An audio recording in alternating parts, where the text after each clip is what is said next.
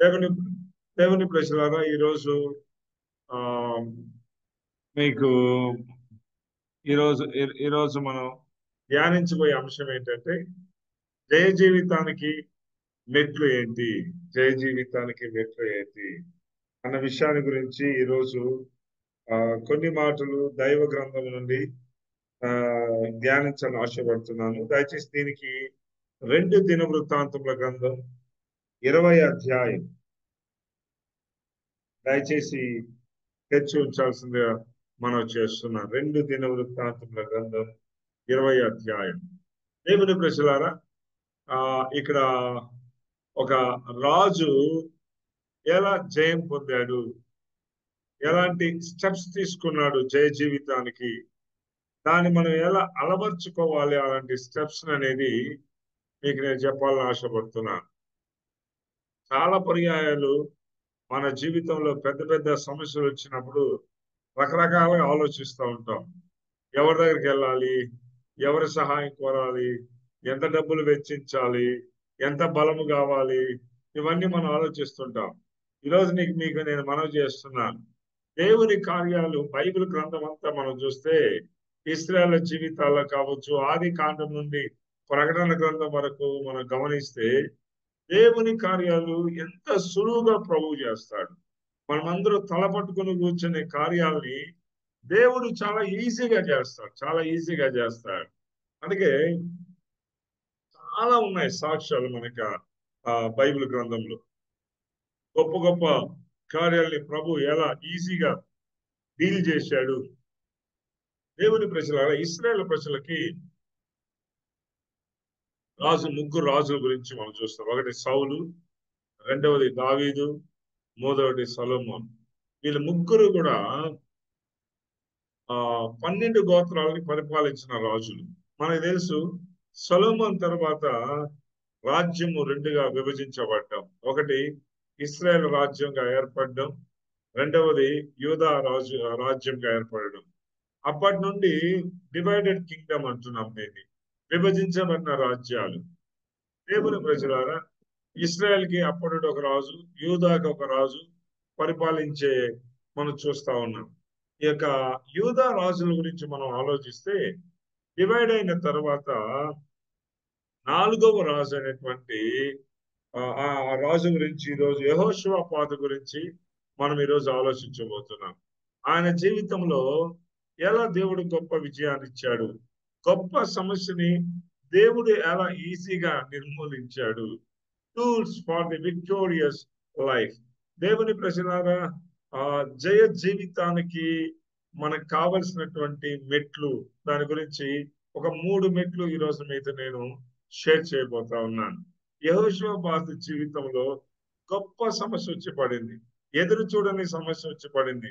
వీళ్ళ దగ్గర ఉన్న సైన్యం కంటే కూడా శత్రువుల దగ్గర ఉన్న సైన్యం, చాలా గొప్ప సైన్యం ఎదురుపడింది. కాబట్టి పెద్ద టాస్క్ ఉన్నప్పుడు తక్కువ మందితో దేవుడు ఎలా విజయాన్ని ఇచ్చినాడు. దేవుని ప్రజలారా, చాలా పర్యాయాలు మనం గమనించాల్సింది ఏంటంటే, మానవ రీతిగా ఆలోచించడానికంటే దైవ రీతిగా ఆలోచించాలి. మనం మానవ రీతిగా ఏవో ఆలోచిస్తుంటాం, కానీ దేవుని పరంగా మనం ఆలోచించగలిగితే చాలా తేలికగా, చాలా చిన్నదిగా, చాలా ఈజీగా దేవుడు ట్యాకిల్ చేస్తాడు. ఎలా హ్యాండిల్ చేసినారు ఈ గొప్ప ఇష్యూని అన్నటువంటి 3 విషయాలు నేను మీతో చెప్పాలనుకుంటున్నాను. దైవ ప్రజలారా, ఒక దినాన యెహోషువపాతు రాజుగా ఉన్నప్పుడు 3 దేశస్తులు యుద్ధానికి వచ్చారు. అది 20 అధ్యాయము 1వ వచనంలో మనం చూస్తున్నాం. మోయాబీయులను, అమ్మోనీయులను, మొయోనీయులను దండెత్తి యెహోషువపాతు మీదకి వచ్చారు. దేవుని ప్రజలారా, ఈ 3 దేశస్తులు రావడంలో వీళ్ళు చాలా భయపడ్డారు. అక్కడ 3వ వచనం ఏం చెప్తుందో తెలుసండి? యెహోషువపాతు భయపడి దైవ ప్రజలారా, ఈ భయపడ్డాడు కానీ కోలుకోగలిగాడు. దాన్ని ఎలా ట్యాకిల్ చేశాడు, ఎలా దాన్ని జయించగలిగాడు, ఇంత గొప్ప ఇష్యూని ఎంత ఈజీగా ట్యాకిల్ చేయగలిగారు, ఇది నేను మీకు చెప్పాలనుకుంటుండేది. దయచేసి ఈ మాట వింటున్న దైవ ప్రజలారా, మన జీవితాల్లో కూడా పలుమార్లు తలపట్టుకుని కూర్చుంటాం. పెద్ద ఇష్యూ. ఏం చేయాలి? పెద్ద సమస్య, రిసోర్స్ తక్కువ, పెద్ద ఆ సమస్య వచ్చి పడింది. మనతో ఉన్న వ్యక్తులు చాలా మంది తక్కువ. దైవ ప్రజలారా, నేను మీకు చెప్పడం, ప్రభువుకి అప్పగించగలిగితే, ప్రభు చేతికి సమస్య వెళ్ళగలిగితే, అది ఎంత పెద్ద ఇష్యూ అయినా దేవుడు ఈజీగా దాన్ని ట్యాకిల్ చేస్తారు. అది నేను మీకు చెప్పదలుచుకోలేదు. విశ్వాసి ప్రభు తట్టు చూసే విధంగా మనం జీవించాలి. యెహోషాపాతు ఎలా ట్యాకిల్ చేశాడు, ఎలా దాన్ని జయించగలిగాడు? 3 స్టెప్స్ నేను మీకు ఈరోజు చెప్తున్నాను. యెహోషాపాతు అనుసరించిన ఈ 3 కార్యాలని మనం కూడా ఆచరించగలిగితే తప్పకుండా జయ జీవితాన్ని మనం పొందగలం. దైవ ప్రజలారా, ఇక్కడ ఒక మాట రాయబడింది. ఎప్పుడైతే ఇష్యూ వచ్చిందో 3వ వచనం చెప్తుంది, యెహోషాపాతు యెహోవా యొద్ద విచారించుటకు మనస్సు నిలుపుకొనెను. ద ఫస్ట్ థింగ్ స్టెప్, ఈ ఇష్యూని టాకిల్ చేయడంలో ఎవరి దగ్గర పరిస్థితికి వెళ్ళా, ఆయన చేసిన ఫస్ట్ పని ఏంటో తెలుసా? యెహోవా చేత విచారణ చేయాలనుకున్నాడు. దానికి వాక్యం అంటుంది, యెహోవా దగ్గరికి వెళ్ళి ప్రార్థన చేయాలని అనుకున్నాడు. దైవ ప్రజలారా, దేవుని బిడ్డలు, దైవ బిడ్డలు సమస్య తలెత్తినప్పుడు, వారి చేతి నుండి దాటిపోతున్న ఇష్యూ రేస్ అవుతున్నప్పుడు మొట్టమొదటిగా చేయాల్సిన స్టెప్ ఏంటంటే ప్రేయర్, ప్రార్థన. ఈ ప్రార్థన ఎట్లా చేయాలి? అది చాలా ఇంపార్టెంట్, చాలా ఇంపార్టెంట్. యెహోషాపాతు ఎట్లా ప్రార్థన చేసినాడు? నాకు భలే నచ్చిందండి ఈ ప్రార్థన. 3 మాటలు ప్రభుతో చెప్పి ఆయన ప్రార్థన చేశాడు. నేను మీకు చెప్పడం, ప్రార్థన చేయడం కూడా ఎలా మనం ప్రార్థన చేస్తున్నాం, అది చాలా ఇంపార్టెంట్ మన జీవితాల్లో. ప్రేయర్, అందరూ ప్రేయర్ చేస్తాం, అందరూ ప్రార్థన, సమస్య వస్తే అందరూ అయితే ప్రార్థనలో ఎలా ప్రార్థన చేయగలిగాడు? ఆ యొక్క టెన్షన్ లో, ఆ సమస్యల మధ్యలో, పోరాటాల మధ్యలో యెహోషాపాతు చేసిన ప్రార్థన ఏంటి? అర్థం చేస్తాం. అది దాని గురించి నేను మాట్లాడాను. యెహోషాపాతు ఏ మాటలు చెప్పి ప్రార్థించాడు? దైవ ప్రజలారా, ఈ 3 మాటలను ఎంత ప్రభావితం చేసింది, నా జీవితాన్ని ఎంత మార్చగలిగింది. ఈ 3 మాటలను ఎప్పుడు ప్రభుత్వం చెప్తుంటాను. పెద్ద పెద్ద సమస్యలు తలెత్తినప్పుడు ఈ మాటలే ప్రభుత్వం నేను చెప్తుంటాను. వారు చేసిన మాటలు ఏంటో తెలుసా? యెహోషాపాతు ఏం చెప్పి ప్రార్థన చేసినాడంటే, నేను దేవుని ప్రజలు ఈ మాట చేయాలని గుర్తు చేయాలని ఆశపడుతున్నాను. 11వ వచనం, 12వ వచనం, వారు ఏమని ప్రార్థన చేశారంటే, ఒకటి, మాకు శక్తి చాలదు అన్నారు ఒకటి. రెండవది, ఏమి చేయటకును మాకు తోచదు అన్నారు. 3వ మాట, నీవే మాకు దిక్కు అని ప్రార్థన చేశాడు. దేవ ప్రజలారా, ఎంత అద్భుతమైన ప్రార్థన ఇది, ఎంత అద్భుతమైన ప్రార్థన. దేవుని చూసి ఏమన్నారంటే, మొట్టమొదటి మాట, మాకు శక్తి చాలదు. ఇతరుల శక్తి చూసినప్పుడు మా శక్తి చాలదు. రెండవ మాట ఏముంది, ఏం చెప్పారు తెలుసా? ఈ సమయంలో ఏం చేయాలో మాకు తోచడం లేదు, అర్థం కావడం లేదు. 3వ మాట, వారు అన్నటువంటి మాట ఏంటంటే, నువ్వే మాకు దిక్కు, నువ్వే మాకు దిక్కు. దైవ ప్రజలారా, ఎంత శ్రేష్టమైన ప్రార్థన ఇది. దేవుని దేవుని చూసి ఎప్పుడు అనగలిగామా? నాకు శక్తి చాలదు ప్రభువా, ఈ సమస్య వచ్చి పడింది ప్రభువా, నాకు జ్ఞానము చాలదు ప్రభువా, నాకు శక్తి చాలదు, నాకున్నటువంటి బలము చాలదు. దేవుని ఎప్పుడు అన్నామా? దైవ ఎంత ఆనందిస్తాడు తెలుసా దేవుడు? ప్రభుని చూసి చేతులు పైకి లేపేసి, ప్రభువా నాకు శక్తి చాలదు, దీన్ని ట్యాకిల్ చేయడానికి నాకు బలం చాలదు అని ప్రభుతో అనగలిగితే ఎంత ఆనందిస్తాడు తెలుసా దేవుడు. ఎంత అర్థం చేయాల్సింది ఇదే, దేవుని పైన ఆనుకోవాల్సింది ఇదే. క్యూరియస్ లైఫ్ కావాలా? జయ జీవితం కావాలన్నా? దైవ ప్రజలారా, మొట్టమొదటిగా ప్రార్థన గారు నేను మాట్లాడుతున్నది, ప్రార్థనలో ఏం చెప్పి ప్రార్థిస్తున్నావు అది దాని గురించి నేను మాట్లాడుతున్నాను. ప్రభువుని చూసి 3 మాటలు చెప్పాడు యెహోషాపాతు. మొదటి మాట, మాకు శక్తి చాలదు అంటే, ఇంకో మాటలు ఏదో తెలుసా? ప్రభువా, నువ్వు లేకుండా మేమేం చేయలేము, నీ శక్తి లేకుండా మేమేం చేయలేము. ప్రభు శక్తిపై ఆధారపడతావా? జయ జీవితాన్ని దేవుడిస్తాడు. రెండవ మాట ఏమన్నా తెలుసా? యెహోషువ ప్రార్థనలో వాడిన రెండవ పదం ఏందో తెలుసా? మేము ఏం చేయాలో మాకు అర్థం కావడంలే. ఈ సందర్భంలో మేము ఏం చేయాలో మాకు పొద్దుపోవడం లేదు. ఏం చేయాలో మాకు తెలియడం లేదు. అది ఏమన్నా చేయగలిగితే నువ్వే చేయాలి. ఏం చేయాలో అర్థం కావడం లేదు. మనమైతే ఏదైనా సమస్య వస్తే ఫోన్ ఎత్తుకొని తెలిసిన వాళ్ళకి వీళ్ళకి ఫోన్ చేసి ఏం చేయాలని తల పట్టుకొని కూర్చుంటాం. ప్రభుని చూసి ఈరోజు ప్రార్థిద్దామా? ప్రభువా, ఇంత గొప్ప సమస్యలు వచ్చాయి కదా నాయనా, ఏం చేయాలో నాకు తోచడం లేదు ప్రభువా, ఏం చేయాలో తోచడం లేదు ప్రభువా, ఏమన్నా చేయగలదు నువ్వే చేయి స్వామి అని ప్రార్థన చేయగలను. మూడో మాట మరి ఏమో ప్రార్థన చేశాను తెలుసా? నువ్వే మాకు దిక్కు, నువ్వే మాకు దిక్కు. కృష్ణారా కీర్తన గ్రంథంలో 33వ కీర్తనని ఆసాఫ్ కుమారుడు రాశారు. వారు రాసినటువంటి కీర్తనలో 25 వచనం ఏం చెప్తుందో తెలుసండి? కీర్తనలు 73వ కీర్తన 25వ వచనంలో ఆసాఫ్ కుమారులు వాళ్ళు రాసినటువంటి మాటలు ఏంటో తెలుసండి? నాకు చాలా ఇష్టమైన మాట. నేను రోజు ఉదయం లేవగానే పలికే మాట అది. ఆకాశమందు నువ్వు తప్ప నాకెవరున్నారు ప్రభా? నీవు నాకుండగా ఈ లోకంలో ఏది నాకు అక్కర్లేదు, ఏది నాకు అక్కర్లేదు. నువ్వు ఆకాశమందు నీవు నాకుండగా ఎంత గొప్ప పదం, ఎంత గొప్ప పదం. ఎవరున్నారు ప్రభా నాకు నువ్వు తప్ప? నీ దిక్కు లేక నాకు ఏ దిక్కు ఉంది ప్రభువా? నాకు ఏ శక్తి ఉంది ప్రభువా? కొందరు గుర్రాలను నమ్ముకుంటారు, కీర్తన 20. కొందరు రథాలను నమ్ముకుంటారు.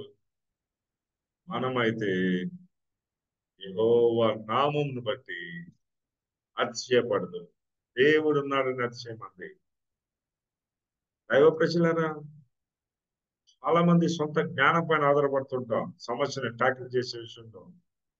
కొంతమంది సొంత బలం, భుజ బలం ఉంది, కొంతమంది ధన బలం ఉంది.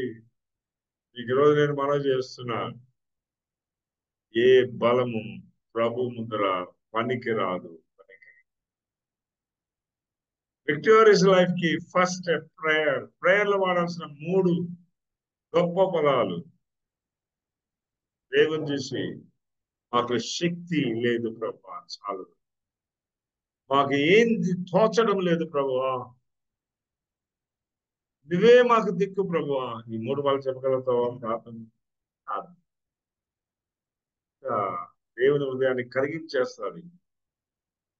దేవుడు ఆ మాటలకి ముగ్ధుడైపోతాడు, ఆనందిస్తాడు. ప్రభు ఆనందిస్తాడు.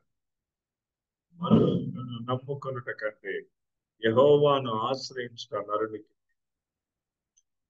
నా హంబుల్ రిక్వెస్ట్ ఈరోజు లైవ్ లో ఉన్న మీ అందరికి మనం చేస్తున్నాను. చిన్న ఇష్యూనా పెద్ద ఇష్యూనా పక్కన పెట్టి దేనికైనా ప్రభువుని చూసి 3 మాటలు అన్నామా? నాకు శక్తి చాలదు, నాకు ఏం తోచడం లేదు ప్రభువా, నువ్వే నాకు దిక్కు ప్రభా. ఈ 3 మాటలు చెప్తాను. ఏవో అడగద్దు ప్రభుని, ఏదేదో టాకిల్ చేయమని ప్రభుని అడగొద్దు. ఈ 3 మాటలు చెప్పి ప్రభుని అడగదు. Number 1 prayer.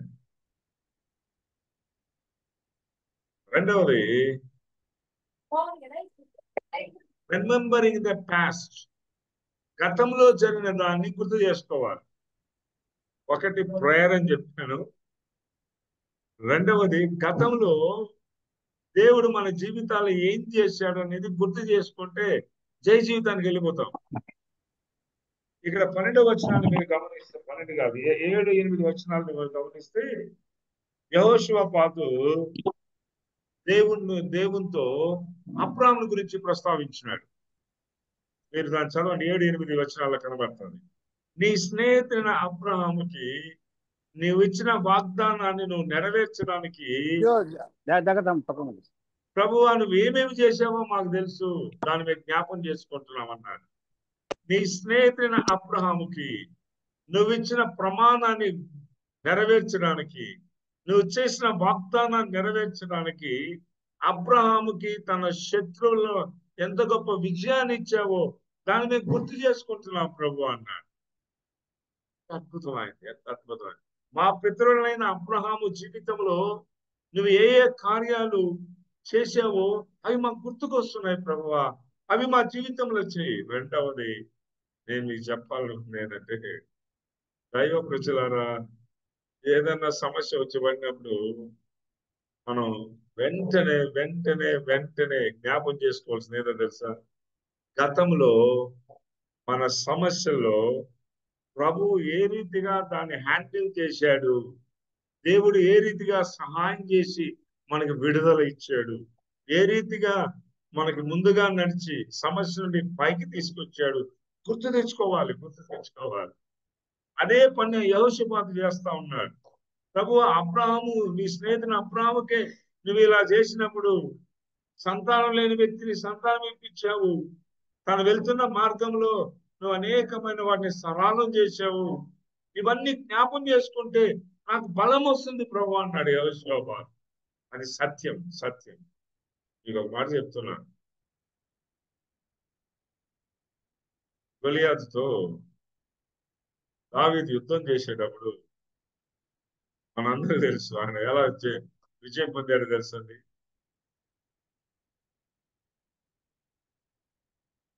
ఎలా విజయం పొందాడు తెలుసండి. గొలియాతు చాలా గొప్పవాడు. ఆయన చూసి ఇశ్రాయేలు ప్రజలందరూ భయపడిపోతున్నా. దావీదు మాత్రం ఏమన్నాడు తెలుసు? దావీదు చిన్నాడు, గొలియాతుని చంపడానికి లేదా గొలియాతుతో యుద్ధం చేయడానికి తాను ఏమి వెనకాల నుండి బలపరిచినాయో తెలుసా? మోటివేటింగ్ ఫ్యాక్టర్స్ ఏందో తెలుసా? దావీదు జీవితంలో చిన్నోడు, గొర్రెలు కాచుకునేవాడు, యుద్ధంలో అనుభవం లేనివాడు జయించాడు. ఇశ్రాయేల్ ప్రజలు భయపడతా ఉంటే అలాంటి వాళ్ళని గొలియాతుతో యుద్ధం చేయగలిగాడు, జయించాడు. వాళ్ళందరూ అడుగుతారు దావీదుని, నువ్వు పిల్లోడివి, నీకు ఎక్కడుంది శక్తి, నువ్వెలా గొలియాతుని చంపుతావు అన్నప్పుడు దావీదు చేసిన కార్యం ఏందో తెలుసండి. యెహోషాపాతు కూడా అదే పని చేస్తా ఉన్నాడు. మనం కూడా అదే పని చేయాలి. విక్టోరియస్ లైఫ్ కి వెనకాల నుండి ముందుకు దోచింది ఏందో తెలుసా దావీదుని? వాళ్ళతో దావీదు ఏ మాటలు ముచ్చటించాడో తెలుసా? ఇశ్రాయేల్ ప్రజలతో, రాజుతో, లేదా వాళ్ళ సహోదరులతో ఆయన ఏం మాట్లాడాడో తెలుసా? గతానికి వెళ్ళిపోయాడు దావీదు. నేను గొర్రెల కాపరిగా ఉన్నాను కదా, సింహాన్ని చంపానయ్యా, ఎలుగుబడిని చంపినానయ్యా, వాటినే చంపిన నేను గతం జ్ఞాపకం చేసుకుంటున్నాడు. వాటిని చంపడానికి దేవుడు శక్తిని ఇచ్చినప్పుడు ఆ కార్యాలను నేను చేసినానే, ఈడెంత అంటున్నాడు, ఈడెంత అవే నేను ఫేస్ చేసినానే, అవి ఫేస్ చేయడానికి దేవుడు నాకు ఎంత సహాయం చేశాడే అది నేను జ్ఞాపం చేసుకుంటున్నా. అవన్నీ జ్ఞాపం చేసుకుంటే ఈడెవడయ్యా, ఇంత ఈడెవడు గొలియాతు, ఈడెవడు ఎవడు ఇశ్రాయేల్ ప్రజలను తిరస్కరించడానికి, వీడెవడు, అంత గొప్ప కార్యాన్ని గతంలో నేను చేయడానికి దేవుడు నాకు శక్తిని ఇచ్చినాడే, ఇది నేను చేయలేనా దేవుని కృప వలన? నాకు ఇది ఒక మాట అంటాడండి. ఏమంటాడంటే గొలియాతుని చూసి, నువ్వైతే ఈటిని తీసుకొని, కత్తి తీసుకొని నా మీద యుద్ధానికి వస్తున్నావు, నేనైతే యెహోవా నామమును బట్టే నేను వస్తున్నాను. గతంలో సింహాన్ని చీల్చడానికి యెహోవా నామం నాకు ఎంత సహాయపడింది, ఎలుగుబంటను చంపడానికి గతంలో యెహోవా నామం నన్ను ఎలా అవి నేను జ్ఞాపం చేసుకుంటే ఇవన్నీ నథింగ్, ఇవి నాకు లెక్కలేదు, గొలియాతు నాకు లెక్కలేదు. యెహోషాపాతు అదే ప్లాన్ లో దిగాడు. దైవ ప్రజలారా, జయ జీవితం కావాలన్నా రెండవ మెట్టు, గత జీవితాల్లో ప్రభు మనతో ఎలా సహాయపడ్డాడు, గత జీవితాల్లో ప్రభు మన ఇరుకులో, ఇబ్బందుల్లో ఎలా సహాయపడి వాటి నుండి బయటకు రాగా, జస్ట్ రిమెంబర్ దెమ్. వాటిని దయచేసి జ్ఞాపం చేసుకుందాం, గతాన్ని గుర్తు తెచ్చుకుందాం. శక్తి వస్తుంది, బలం వస్తుంది. ఇవి కూడా నేను చేయగలను. కొండను కూడా నేను ఎదుర్కోగలను. శక్తిని దేవుడు ఇస్తాడు గతాన్ని జ్ఞాపకం చేసుకుంటే. ఇంత కాలమే దాటుకుంటూ వచ్చాను, ఇదే దాటలేనా, బలం ఇస్తాడు దేవుడు. యెహోషాపాతు అదే చేసిన.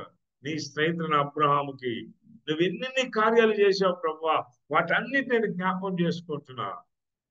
దైవ ప్రజలారా, ఈరోజు ఎవరైనా నిరుత్సాహస్తున్నారా? అపజయాలని బాధపడుతున్నారా? ఈరోజు నా హంబుల్ రిక్వెస్ట్ మీ అందరికి,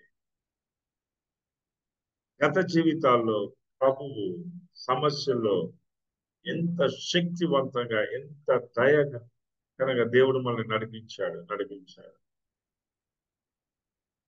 ఎలా దేవుని యొక్క కరం మనల్ని బయటికి తీసుకొచ్చింది. నా జీవితం అయితే ఎన్నో సమస్యలు, నేను చాలా ఇబ్బందులు ఎదుర్కొన్నాను.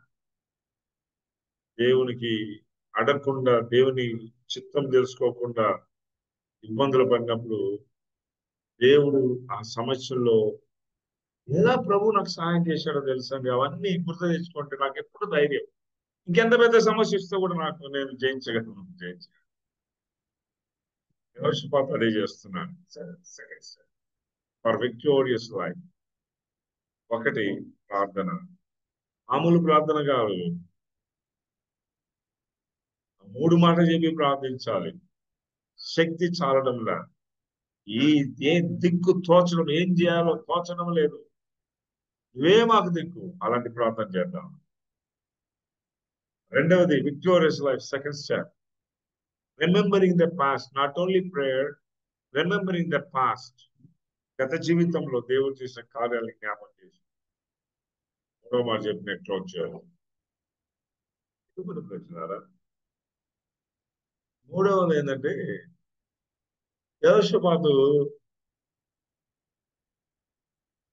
సైన్యమన్నిటిని సమకూర్చి దానిలో వాయిద్యాలు వాయించే వారిని పిలిచి, సైన్యానికి ముందర వాయిద్యాలు వాయించే వారిని పిలిచాడు. ఇది చాలా ఫన్నీ అనిపిస్తుంది. ఫన్నీ యుద్ధం శూరుల్ని ముందు పెట్టాలి, యుద్ధ వీరుల్ని ముందు పెట్టాలి, యుద్ధంలో బలశాలిని ముందు పెట్టాలి, పరాక్రమశాలిని ముందు పెట్టాలి. ఆ పని యెహోషాపాతు చేయడంలే. Very funny thing, very interesting thing in the Bible.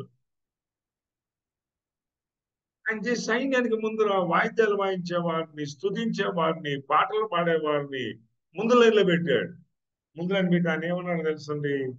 దేవుని ప్రజలారా, ఆ యొక్క వచనం మనం గమనిస్తే 21వ వచనం, వాళ్ళు 3 మాటలు చెప్పాలి.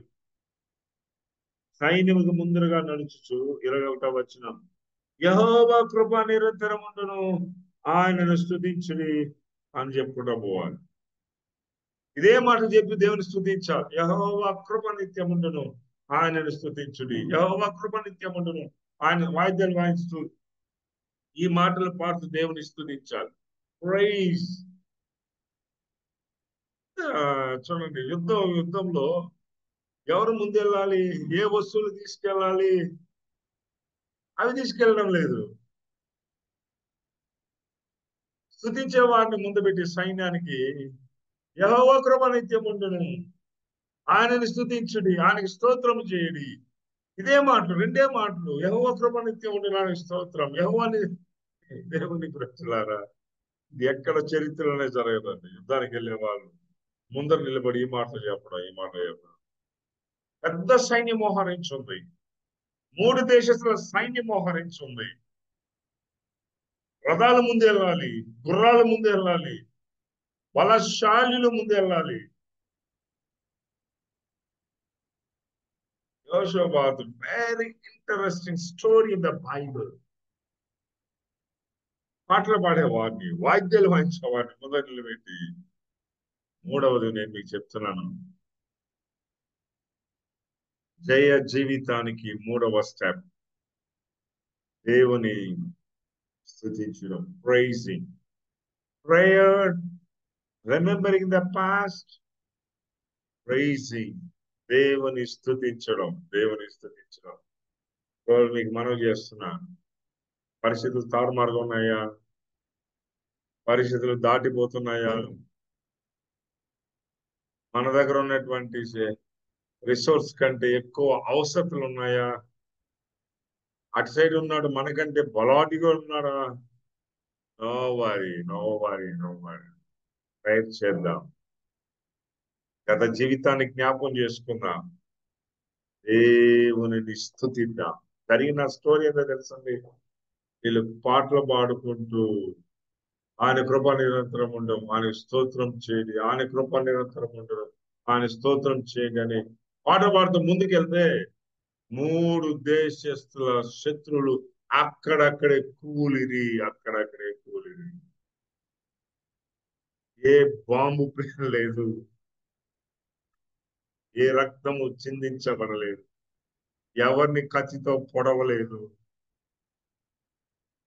ఏ రథము జరగలేదు, ఏది జరగలేదు.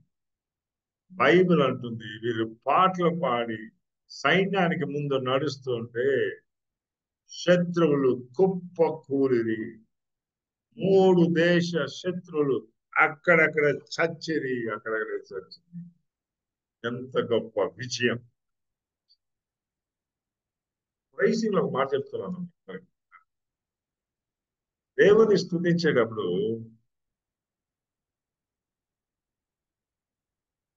దేవుడు చేసిన కార్యాలే కాదు దేవుని స్తుతించాల్సింది. సమస్యలను బట్టి కూడా దేవుని స్తుతించాలి. That's more important. That's more important. ప్రభా నాకు ఈ సమస్య వస్తున్నాయి, నీకు వందనాలు అది చెప్పగలుగుతామా మనం? వాళ్ళు ఎవరైనా ఈ వ్యాధి వచ్చింది స్తోత్రం చెప్పలేదు. అది దేవుడు ఎదురు చూస్తాడు, అది దేవుడు ఎదురు చూస్తాడు. నేను క్రైస్ట్ చర్చ్ వెస్ట్ ప్యారిష్ లో ఒక నిజ జరిగిన సంఘటన చెప్పాను, అది చెప్పిన క్లోజ్ చేస్తుంది. అదేంటంటే నాకు ఒక ఫ్రెండ్ ఉన్నాడు, పాస్ట్ ఫ్రెండ్. సార్ వాక్యం చెప్పడానికి నన్ను పిలిస్తే నేను వెళ్ళాను. ఏంటబ్బా అకేషన్ చెప్పండి, ఆయన చెప్పలేదు నాకు. ఆ ఇంటికి వెళ్ళి పాటలు పాడేంత వరకు నాకు అర్థం కాలేదు. సంఘస్థలకు అసలు తెలియదు, వాళ్ళకి స్తుతి కొరకు అని చెప్పుకుంటాడు ఆయన. నన్ను అడిగితే చివరి వరకు కూడా మెసేజ్ వరకు కూడా ఏం చెప్పాలి సార్ పాస్టర్ అంటే, ఉండండి మళ్ళీ చెప్తాను అన్నాడు. వాక్యం ముందు ఆయన ఒక మాట చెప్పాడు, ఈ స్థుతి కొడుక ఎందుకంటే నా యొక్క కుమార్తె 10th లో ఫెయిల్ అయింది, అందుకే ఈ స్థుతి కొడుక అన్నాడు. మెచ్యూర్ మైండ్, దేవుడు ఆనందిస్తాడు. ఆ సంఘటన బట్టి దేవునికి స్థుతులు తెలిస్తే ఆ పరిస్థితిని మార్చగల దేవుడు మన దేవుడు. మార్చగల కొడుకు ఫెయిల్ అయినాడు, థ్యాంక్ యూ జీసస్. నాకు ఇంటర్వ్యూలో నేను సక్సెస్ కాకపోయినా ప్రభువా మీకు స్తోత్రాలు, ఈ పరిస్థితి నా జీవితంలో నువ్వు అనుమతించినావు, దేవానికి స్తోత్రాలు. అది దేవుడు ఎదురు చేస్తాడు. మెచ్యూర్ క్రిస్టియన్ అది. దైవ ప్రజలారా, గొప్ప విజయాన్ని ఇచ్చినాడు, ఎదురు చూడని విజయాన్ని ఇచ్చినాడు. కాబట్టి ఈరోజు కూడా మీకు టైటిల్ పెట్టాము, జయ జీవితానికి మెట్లు. 3 గుర్తు తీసుకొచ్చారు. ఒకటి ప్రార్థించడం. ప్రార్థనలో కూడా దేవుని చూసి మాకు శక్తి చాలు, జ్ఞానం చాలు, ఏం చేయాలో తోచడం లేదు అనడం. నువ్వే పరిస్థితికి దిక్కు ప్రభా, దేవుని లేదు. రెండవది జయ జీవితాన్ని మెట్లు, గతాన్ని జ్ఞాపం చేసుకోవాలి. మూడవది ఆ పరిస్థితిని బట్టి దేవునికి స్తుతులు చెల్లించి కృప నిత్యముడు, ఆయనకి స్తుతి స్తోత్రం. దైవ ప్రజల, ఇది మనం అలవాటు చేసుకుందాం, వీటిపైన మనం ఆధారపడదాం. గొప్ప జయ జీవితాన్ని మనం ఉపజయాల్లో ఉన్నారా? పెద్ద పెద్ద సమస్యలు కంటి ముందర ఉన్నాయి, తల పట్టుకుని కూర్చుంటున్నారా? No worry, we have a great God. నేను ఎప్పుడు ఒక మాట చెప్తుంటాను, అదేంటంటే నేను చెప్పేది నమ్మేది. పెద్ద పెద్ద కార్యాలని దేవుడు సులువుగా చేస్తాడు, ఈజీగా చేస్తాడు. అంతే.